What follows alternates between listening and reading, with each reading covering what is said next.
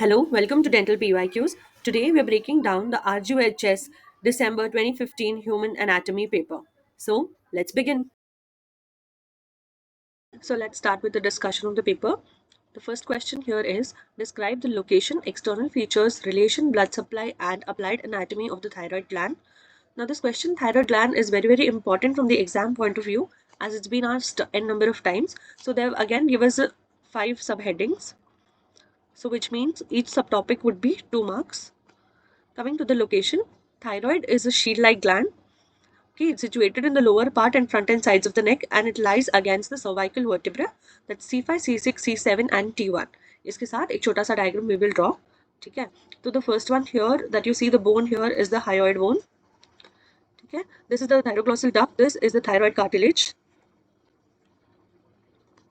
These two that you see are the lobes, the right and left lobes of thyroid gland. Here that you see, this is occasionally present. It's called as the pyramidal lobe. This here that you see here in the center is called as the isthmus.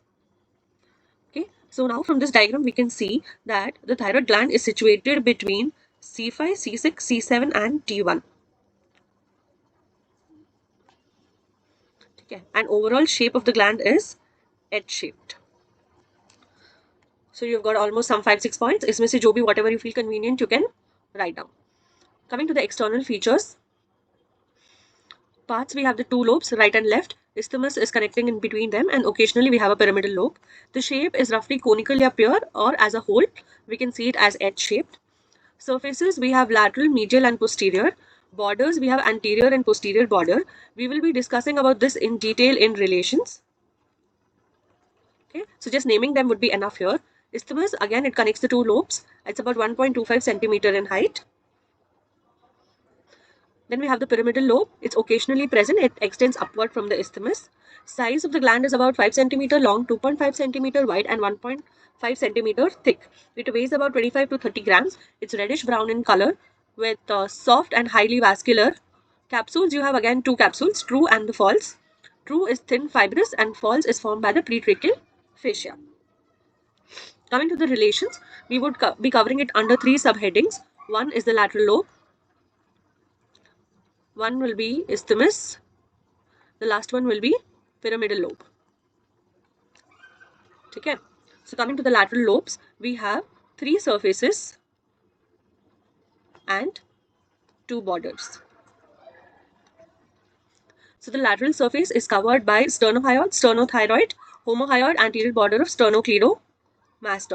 The medial surface we have it to be related to the larynx, trachea, pharynx, esophagus, cricothyroid muscle and the recurrent laryngeal nerve. Posterior surface is related to the carotid sheath and parathyroid glands.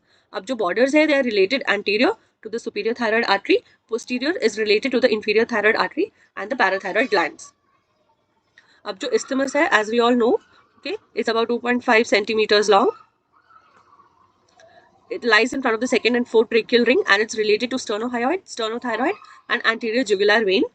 Pyramidal lobe, the third one, if present, it extends upwards, often attached to the hyoid bone by levator glandulae thyroidae. Okay, so this will cover your relations. Up we will draw one diagram. Firstly, this is your superior laryngeal nerve, which gives rise to two branches here. ये external laryngeal nerve and this is the internal laryngeal nerve. Okay, the yellow ones are your nerves. Ab arteries will be, this is superior thyroid artery,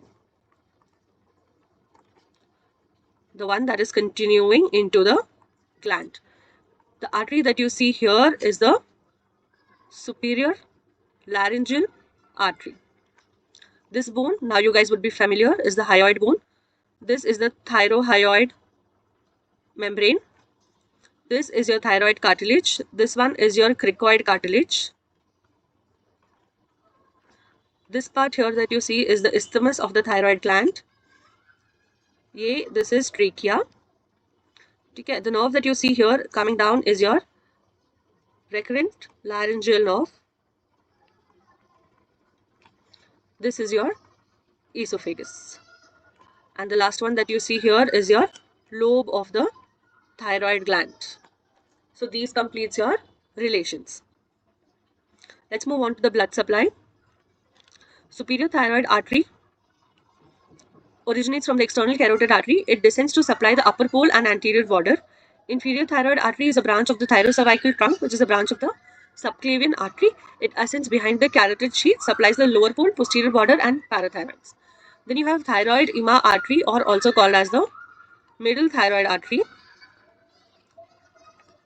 It's a branch of the arch of aorta. It ascends onto the trachea to the isthmus.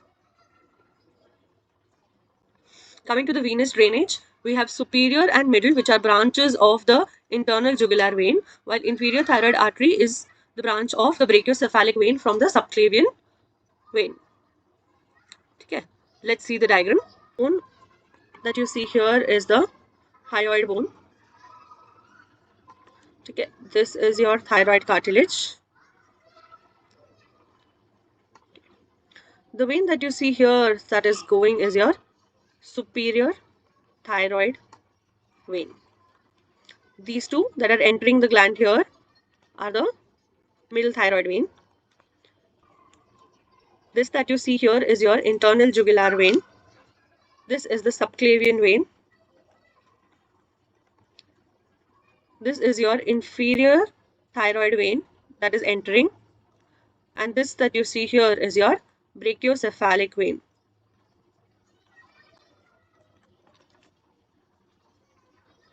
Coming to the lymphatic drainage, we have the upper pole, which drains into the deep cervical lymph nodes through the prelaryngeal nodes. Lower is pretracheal into the paratracheal and then deep cervical. Middle is paratracheal, deep cervical. Isthmus is pretracheal, paratracheal, and deep cervical. General drainage of the gland is directly into the deep cervical nodes, especially through jugulo-homohyoid and jugulo-digastric, which drain into the jugular lymph duct, that's the thoracic duct on the left side, and lymphatic duct on the right side. Coming to the applied anatomy, ये आपका goiter, okay, enlargement of the thyroid. It may cause compression on the trachea, which causes dyspnea, and esophagus, which may cause dysphagia, and recurrent laryngeal nerve, which may cause hoarseness of voice. Okay. Then you have the thyroclossal cyst or fistula. It's a persistent swelling which moves with swallowing. Ectopic thyroid tissue is lingual thyroid at the base of the tongue. Thyroidectomy considerations would be the superior thyroid artery is ligated close to the gland, while the inferior thyroid artery is ligated away from the gland. Preserve the parathyroid glands to avoid hypocalcemia. Then we have the recurrent laryngeal nerve palsy, which leads to hoarseness or loss of voice. This gland is highly vascular, so any surgery should be done very carefully and prevent hemorrhage. Radiological importance would be to see for the thyroid scan for nodules, carcinomas, hyper and hypothyroidism. So this covers your first 10 marker on thyroid gland. Okay, so let's move on to the next question. That is, describe the formation, features, blood supply and nerve supply of the lateral wall of the nose. ये भी बहुत commonly asked question है, very important. Let's see the formation first. The lateral wall of the nose is irregular owing to the presence of three shelf-like bony projections called as the conchae. Now this conchae is also called as the nasal turbinates. अब इनका function क्या होता है? They increase the surface area of air contact. ठीक है, ताकि ज़्यादा से ज़्यादा air इनके contact में आए and they condition the air before reaching the lungs. ये है इनका major function. Now let's see the formation of the lateral wall of the nose, जिसके है दो component. One is the bone and second is the cartilage. Now bone, we have the nasal bone in the anterior part, frontal process of maxilla in the front, lacrimal bone in the front of the middle meatus, labyrinth of ethmoid. ये जो आपका superior and middle concha. Inferior nasal concha is an independent spongy bone. फिर आता है आपका perpendicular plate of palatine bone, which is in the posterior part, and in the posterior most part you have the medial pterygoid plate. ठीक है, coming to the cartilages, you have the superior in the upper, inferior nasal cartilage in the lower part, and you have 3 to 4 small alar cartilages जो form करते हैं आपके ala of the nose को. ठीक है, and the lower most part of the nose, अगर आपने nose देखा है तो ये जो lower most part है इसको हम बोलते हैं cuticular part. It is a fibrofatty tissue which is covered with skin. So let's draw one diagram for the formation of the nose. ठीक है, ये जो bone that you see here is the nasal bone. This bone that you see here is ethmoid. ये आपका superior concha. ये है आपका middle concha. ये है आपका inferior concha, ये आपका है medial pterygoid plate. This is your perpendicular plate of ethmoid. Now this is your lacrimal bone. और ये है आपका frontal process of maxilla. ठीक है, so this is the diagram that you will draw. Now let's move on to the features. Lateral wall separates the nose from the orbit above, the maxillary sinus below, and the lacrimal groove and nasolacrimal duct in the front. अब जो आपका lateral wall है, it can be subdivided into three parts. The small depressed area in the front or the anterior part is called as the vestibule. It's lined by modified skin which contains short stiff curved hair called as vibrissae. जो आपका middle part है, it is known as the atrium of the middle meatus, and the posterior most part contains conchae, which are spaces separating the conchae are called as the meatus's. ठीक है, now let's move on to study the blood supply, nerve supply, and the venous drainage of the lateral wall of the nose. सबसे पहले we'll divide the nose or the lateral wall of the nose into four parts. ठीक है, this is your antero superior, this part is your antero inferior, ये posterior superior, and ये आपका posterior inferior part. सबसे पहले or the first thing we will see is the blood supply. Anterior part is by the anterior and posterior ethmoidal artery. The antero-inferior part is by the superior labial branch of facial artery.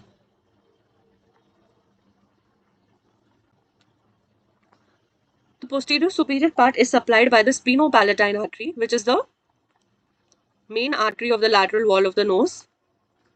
And the posterior inferior is by the branches of greater palatine artery.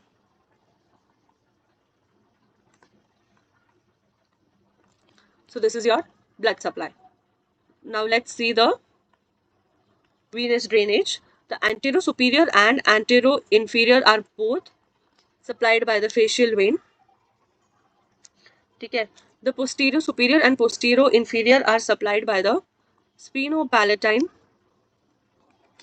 vein into the pterygoid venous plexus.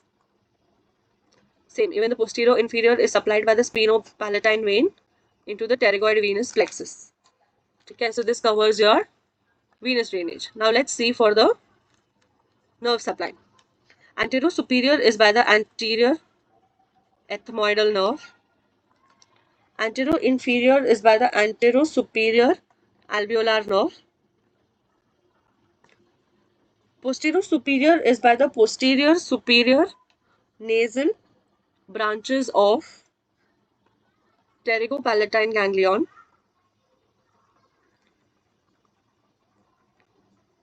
And the posterior inferior is by the nasopalatine branch of the pterygopalatine ganglion.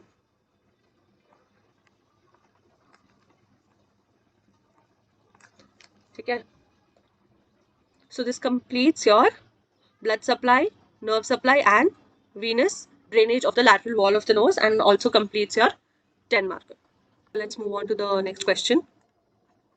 That's ansa cervicalis or ansa hypoglossae. Okay, ansa means the handle of a cup. It exists deep to the sternocleidomastoid, and it's a neural loop with two roots. That is the superior root and the inferior root. The superior root is the descendens hypoglossae, while the inferior root is the descendens cervicalis.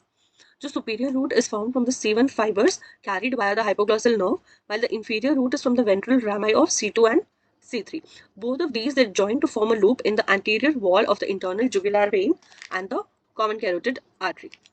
The distribution is: the superior root supplies to the superior belly of homohyoid, while the ansa cervicalis supplies the sternohyoid, sternothyroid, and inferior belly of homohyoid. Note that the thyrohyoid and geniohyoid are supplied by the hypoglossal nerve. You'll understand this more in detail once we see through the diagram. ठीक है।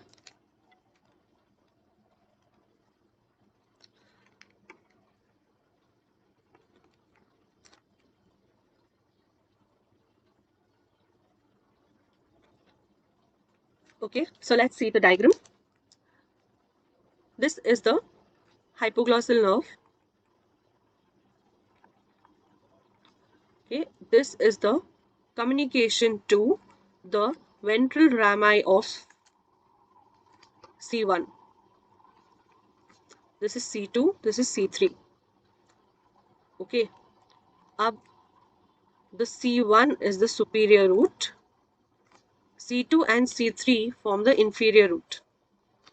Okay, so these two join to form the inferior root of ansa cervicalis. Then it loops around to form the descendants hypoglossi. Inferior root is also called as descendants cervicalis. ठीक है? Now this loop that is forming here down is the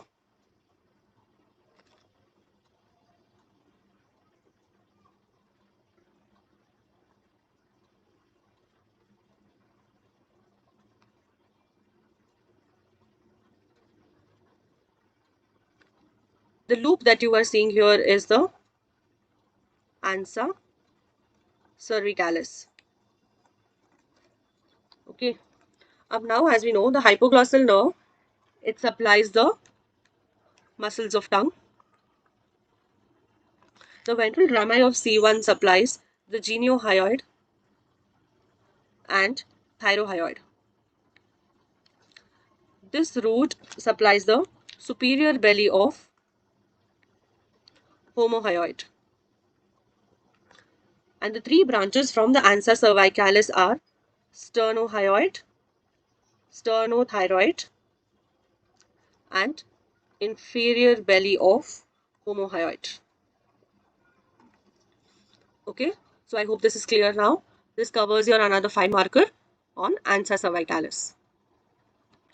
Okay, so let's move on to the next answer. That's tentorium cerebelli for 5 marks. Okay, as we all know that this is the skull and we have a space in between and then we have our brain. The space in between is the dura mater. Okay, so this dura mater is divided into 2 layers. That is the endosteal layer and the meningeal layer. The blue one that you see is the endosteal layer and the green one is the meningeal layer. The meningeal layer again has 4 parts, that is falx cerebelli, tentorium cerebelli, falx cerebri and diaphragma cellae. Okay, so in one of the meningeal layer is tentorium cerebelli, which they have asked us for a 5-marker. So this will be one intro that you will write for 1 to 2 lines. Coming to tentorium cerebelli, we can say it's a tent-shaped fold of dura mater which forms the roof of the posterior cranial fossa. It separates the cerebellum from the occipital lobes of cerebrum and is broadly divided into superior and inferior tentorial compartments. Now the tentorium cerebelli has 2 margins. One is the free or anterior margin and second is the outer or attached margin. To understand this better, we will draw a diagram. Now these are the anterior clinoid processes, okay, to which the diaphragma cellae, this is called as diaphragma cellae, is attached. ये है anterior clinoid process. ठीक है. Now you have the tentorium cerebelli या फिर tent shaped fold of dura mater.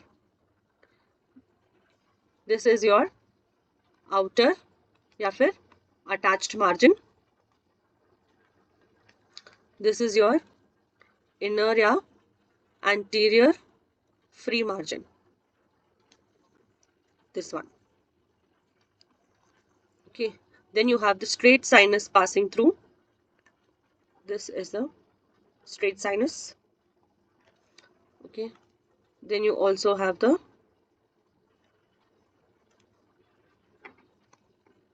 transverse sinus.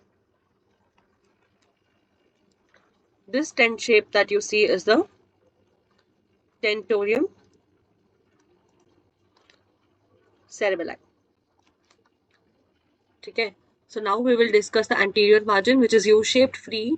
Okay, it's attached to the anterior clinoid process. This margin bounds the tentorium notch, which is occupied by the midbrain and anterior part of the superior vermis. The outer attached margin, as we see, is convex. It has two surfaces. That's posterior laterally, it's attached to the occipital bone, and anterior laterally, it's attached to the petrous temporal bone and posterior clinoid process. Now, as we see here, it has the transverse sinus and superior petrosal venous sinus. Now, inside this, we have the trigeminal or Meckel's cave is a recess of dura mater present in relation to the attached margin of tentorium. It formed by the evagination of the inferior layer of the tentorium over the trigeminal impression of the petrous temporal bone, and it also contains the trigeminal ganglia.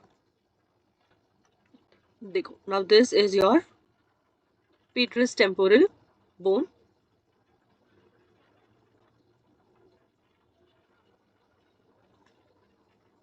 And this that you see is the evagination of your tentorium cerebelli. And inside this, you have your trigeminal ganglion. This is tentorium cerebelli. This is dura mater. This is your petrous temporal bone. This is your trigeminal ganglion. And this that you see here is your trigeminal or Meckel's cave. Okay. Next coming, the free and attached margins of tentorium cerebral, they cross each other at the petrous temporal bone and they form a triangular area which is pierced by the third and fourth cranial nerves. Now this cerebelli has two surfaces, superior and inferior surface. Superior is convex, it slopes on either side from the medial plane. It attaches the falx cerebri in the midline, straight sinus along this attachment, and it's related to the occipital lobes of cerebrum. The inferior surface is concave, it fits the superior convex surface, and there is falx cerebelli that attaches to the posteriormost part. Applied anatomy or clinical significance में we have the tentorial notch herniation या uncal herniation.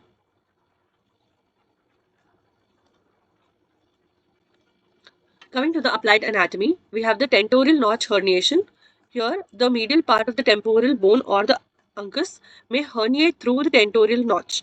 It may compress the oculomotor nerve, which may cause ptosis, dilated pupil, and also eye deviation. It can also compress the posterior cerebellar artery, which will lead to occipital lobe infarct or visual defects. Then we have the raised intracranial pressure. The tentorium forms a rigid partition, and there is difference between the pressure of the superior tentorial and inferior tentorial compartments. Any pressure difference can be life-threatening. It's a landmark in neurosurgery because it's again dividing the cranial compartment into superior and inferior. It acts as a barrier to spread of infection and tumors between the compartments, and it also directs the pressure effects. So this completes our another 5 marker, that is tentorium cerebelli. Let's move on to the next 5 marker, the retromandibular vein. We will be covering this under 5 subheadings, that is formation, course, relation, termination, and the applied anatomy. Let's see the formation first. It's formed within the parotid gland by the union of the superficial temporal vein and the maxillary vein. The course is it descends vertically through the gland. It lies deep to the facial nerve and superficial to the external carotid artery.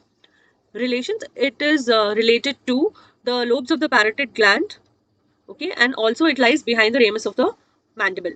Up to termination here, it divides into two branches, anterior branch and the posterior branch. Anterior will join the facial vein to form the common facial vein, and the posterior branch will join the posterior auricular vein to form the external jugular vein. The course and termination, we'll see it with the help of a diagram. ठीक है, पहले तो we will draw the parotid gland.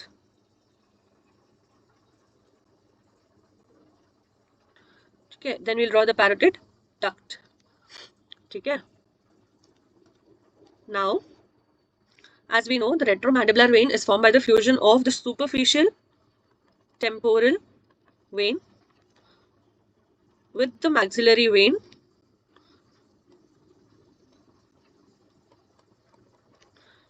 to form the retromandibular vein. And this retromandibular vein will divide it into two divisions, जो है anterior and posterior divisions. This is the anterior division and this is the posterior division. Now the anterior division joins with the facial vein. ठीक है, ये आ रही है आपकी facial vein, which will form the common facial vein. The posterior division joins with the posterior auricular vein here to form the external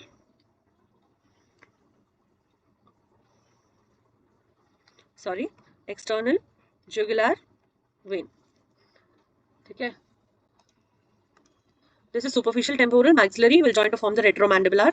This retromandibular will divide into anterior and posterior division. The anterior division joins with the facial vein to form the common facial vein.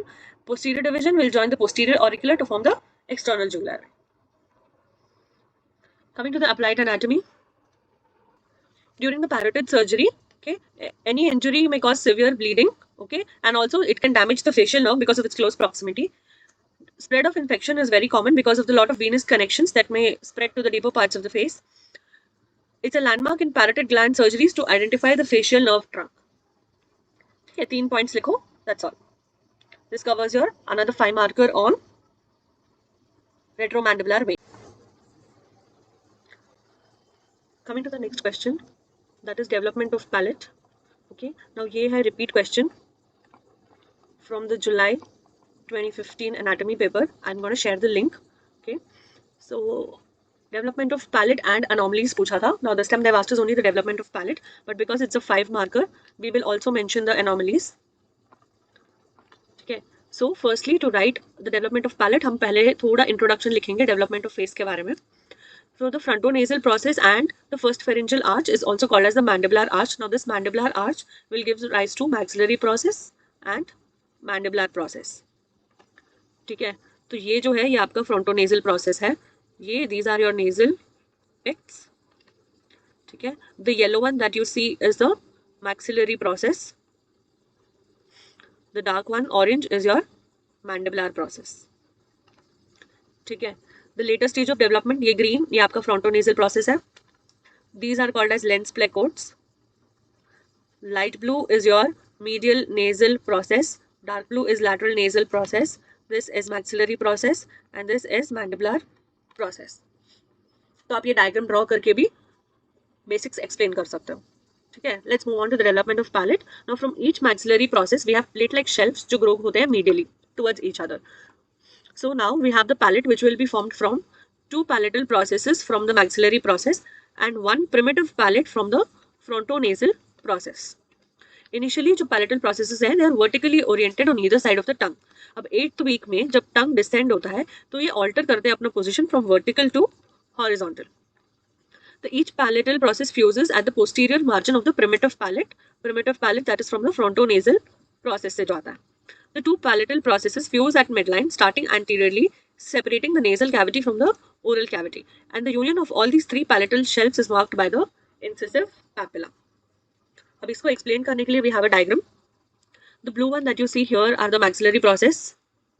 ठीक है, ये वाला is your primitive palate which comes from the frontonasal process. Now this is your primitive palate. ये आपका maxillary process. Now these two, the purple ones, are the palatal processes from maxillary process. They are starting to grow medially towards each other. ठीक है, once there is a fusion of the palatal processes, ये आपका maxillary process, ये आपका palatal process, which fuses with the primitive palate starting anteriorly, which will separate the oral cavity and the nasal cavity. अब ये 1, 2 and 3 मिलके जो इनका fusion point है, this is the incisive papilla.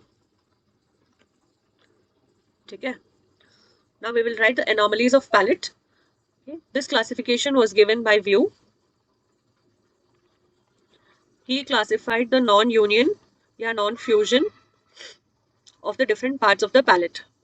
ठीक है. जैसे primitive palate with the frontonasal process, फिर आपका maxillary process, ठीक है, फिर आपका palatal shelves. So class 1 includes only the soft palate. Class 2 is soft palate plus hard palate. ये यहाँ तक जा रहा है up to the incisive papilla. ठीक है. The next one is class 3 soft palate, hard palate. ठीक है. Then it includes the alveolus या alveolar ridge and also the lips. अगर ये unilateral है तो ये class 3 है. अगर same thing if it's present bilaterally, it's called class 4. Okay, so this will give you 5 marks with 3 diagrams, which completes your 5 marker. So let's move on to the next question. That's the orbicularis oculi muscle. ये 5 marker है. Okay, it's a paired facial muscle that surrounds each orbit. It's present adjacent to the periorbital region. Now the orbitalis oculi or orbicularis oculi has 3 parts: orbital, palpebral and lacrimal. Orbital part is present around the orbital margin. Okay, origin is on the medial part of the medial palpebral ligament, frontal process of maxilla and nasal part of the frontal bone. Its insertion is in the concentric rings. Okay, you will see it in the diagram below. Action is to protect the eye from bright light, wind and air. It causes forceful closure of the eyelids. Coming to the palpebral part, it's present in the lids. Originates from the lateral part of the medial palpebral ligament. Insertion is into the lateral palpebral raphe. Action, it closes the lids gently, as in blinking and sleeping. Coming to the lacrimal part, it's present lateral and deep to the lacrimal sac. Originates from the lacrimal fascia and posterior lacrimal crest. It forms a sheath for the lacrimal sac. Insertion, it passes laterally in front of the tarsal plates of the eyelids to the lateral palpebral raphe. Action, it dilates the lacrimal sac so that there is filling of fluid in the sac and it also supports the lower eyelid. Okay, now we will see the diagram. Now this is your procerus muscle. Okay, this is your procerus muscle. We will just draw an eyelid around. The one that you see inside here is the palpebral part. Here you have the lacrimal gland and the sac, so this is your lacrimal part, and the big muscle surrounding these two is your orbital muscle. All these three together will form your orbicularis oculi. Coming to the clinical significance, facial nerve palsy or Bell's palsy, it causes paralysis of the orbicularis oculi where there is inability to close the eyelids. Then due to incomplete eye closure, it can lead to corneal drying and ulceration, which can also cause exposure keratitis. Paralysis may also cause eversion of the lower lid, causing tearing या epiphora. Then we have the lacrimal pump failure. Weakness of the lacrimal part will interfere with the tear drainage, which will lead to watering eyes. Surgical relevance, it should be preserved in blepharoplasty and during other eyelid surgeries. So this covers your another 5 marker on orbicularis oculi. So coming to the next 5 marker, that is microscopic structure of a skeletal muscle. Abhi skeletal muscle is also known by various names, that is the striped muscle, striated muscle, voluntary muscle, and also called as somatic muscle.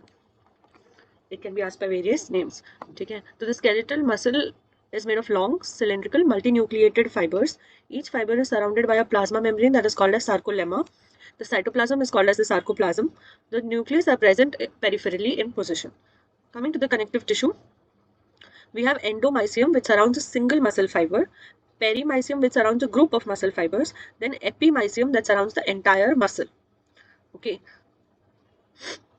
we can say that muscle, we have fasciculi, then we have the muscle fibers. Okay, this is the order.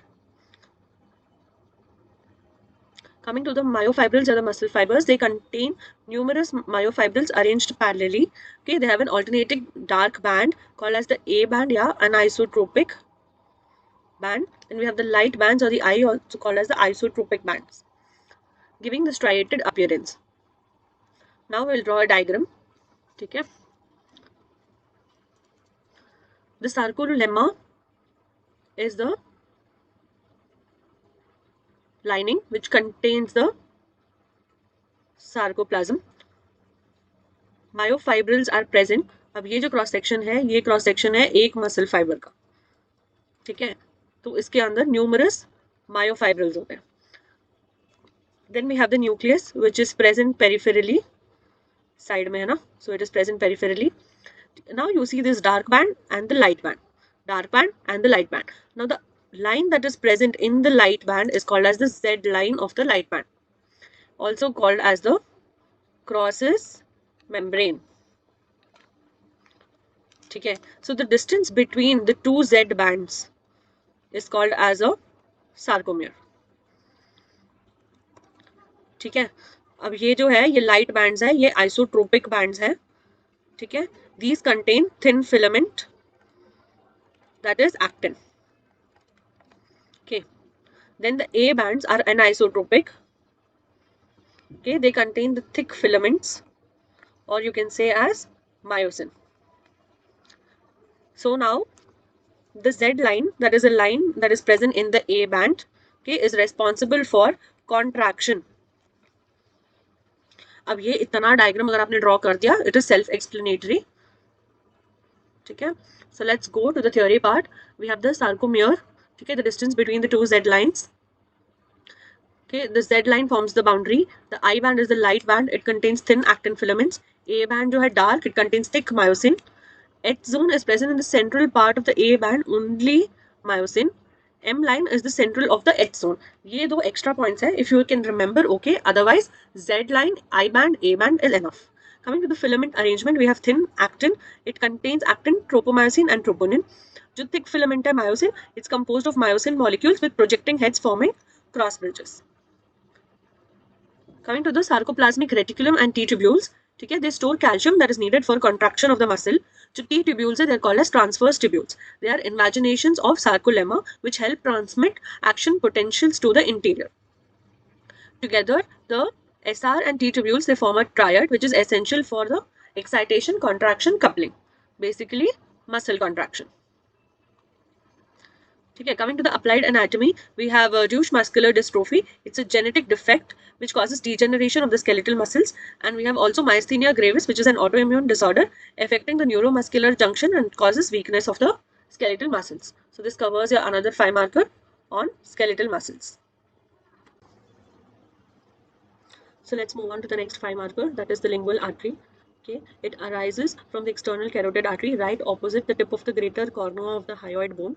It's tortuous in its course. We will see this in the diagram. Okay, the course is divided by the hyoglossus muscle. ये बहुत important है. ठीक है, because it's very evidently seen in the diagram and it will help you have a good understanding. So we will see the 4 parts. The first part lies in the carotid triangle. It forms a characteristic upward loop. This is how you will remember the first part. It's crossed by the hypoglossal nerve. The loop will allow free movement of the hyoid bone. Okay, clinically important here because always the lingual artery is ligated at this point before it gives off branches during any surgery. अब जो second part है, it lies deep to the hyoglossus muscle at the upper border of the hyoid bone. Relation, it's related superficial to the middle constrictor of pharynx. जो इसका third part है, is also called as the deep lingual artery. It runs upwards along the border of the hyoglossus muscle. It's present between the genioglossus and inferior longitudinal muscle. जो इसका fourth part है, it's the horizontal part. It runs forward and horizontally on the undersurface of the tongue. Here it's also accompanied by the lingual nerve. ठीक है, let's see this with the help of a diagram. Okay, अब देखो, अब ये जो है, this is your external carotid artery. Now this is giving rise to the lingual artery here. तो ये है आपका first part where you see the characteristic upward loop, है ना? This is your first part. Now the second part, it lies deep to the hyoglossus muscle. ये है आपका second part. The third part, it runs along the lateral border of the hyoglossus with a characteristic upward presence. ठीक है, तो ये है आपका third part. अब जो fourth part है, it is present horizontally. It's also called as the deep lingual artery. Clear? Let's see the clinical significance now. ये लिखने से ना हमेशा हमें एक्स्ट्रा मार्क्स मिलते हैं. You can write clinical significance या फिर it's called as applied anatomy. During tongue surgeries the artery is ligated in the first part, वो जो कैरेक्टरिस्टिक अपवर्ड लूप था. Okay, then we have haemorrhage risk. ठीक है, during surgery it can cause profuse bleeding due to its rich blood supply. Now lingual artery is a major feeder of the tongue carcinomas. So इसका ligation blood loss को भी prevent करता है and it also reduces the risk of recurrence. There is collateral circulation, मतलब the right plus the left lingual arteries meet each other, so it provides good healing, but it also complicates the procedure जब बहुत bleeding हो रहा है. Diagnostic angiography and embolization. It's used in the management of intractable oral bleeding. इसको track करने के लिए. So this covers your another 5 marker on lingual artery. Okay, let's move on to the next 5 marker, that is the ciliary ganglion. It's a small parasympathetic ganglion that's located in the orbit. It's associated, that's the cranial nerve 3. It is a part of the autonomic nervous system. It plays a critical role in pupillary constriction and accommodation of the lens. Okay, let's see the location. It's in the posterior part of the orbit between the optic nerve and the lateral rectus muscle, just behind the eyeball, superior to the orbital fissure, medial to the lateral rectus and lateral to the optic nerve. Now let's see the shape and size.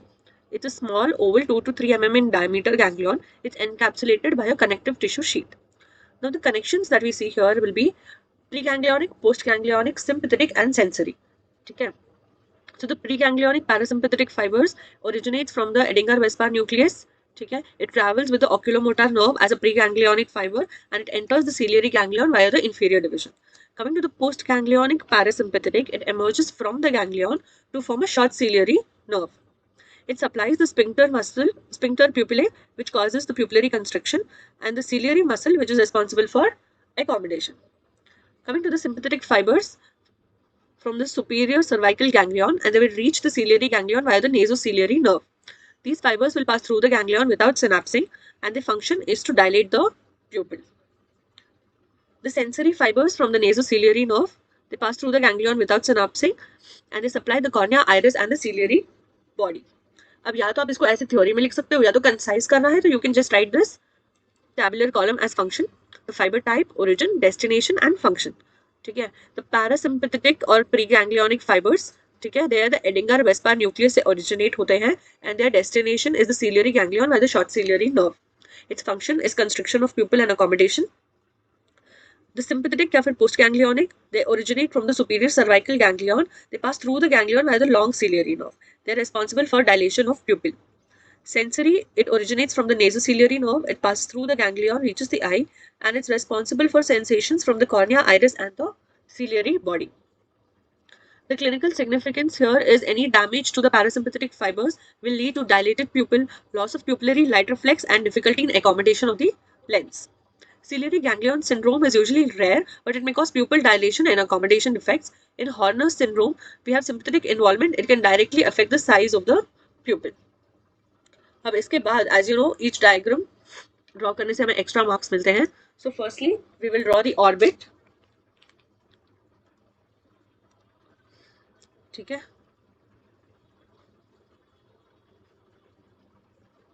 Okay, then we will draw the short ciliary nerves which are entering the ciliary ganglion. Okay,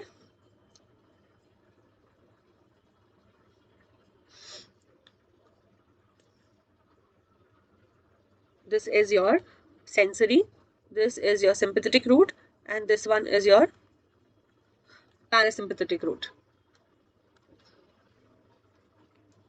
ठीक है, and also you have optic nerve.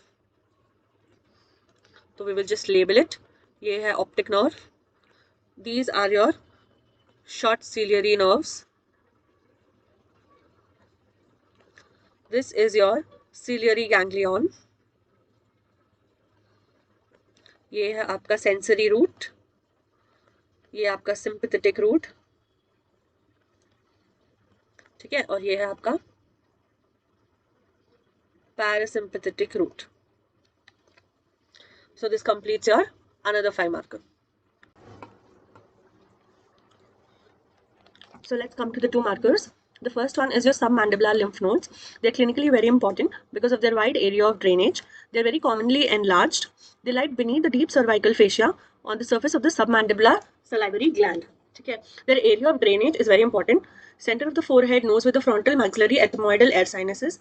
Inner canthus of the eye, upper lip, anterior part of the cheek, outer part of the lower lip and lower gums excluding the incisors, क्योंकि ये आपका submental होता है drainage. ठीक है. Anterior 2/3 of the tongue excluding the tip, this is again submental. The efferent from the submandibular nodes pass mostly to the jugulo-homohyoid and partly to the jugulo-digastric. ये drainage का लिख के you just draw one diagram. The purple one is your preauricular, the yellow is your submandibular, and the pink one is your submental. ठीक है. Coming to the development of the parathyroid glands, ठीक है, they develop from the endoderm of the third and fourth pharyngeal pouches.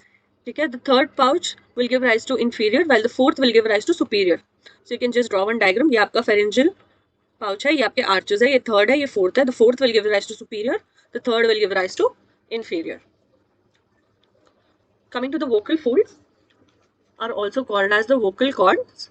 Okay, they are twin folds, two of mucous membrane located in the larynx that produce sound by vibrating air which passes from the larynx through them, and the space between them is called as rima glottitis. अब इसका attachments anteriorly to the middle of the angle of the thyroid cartilage.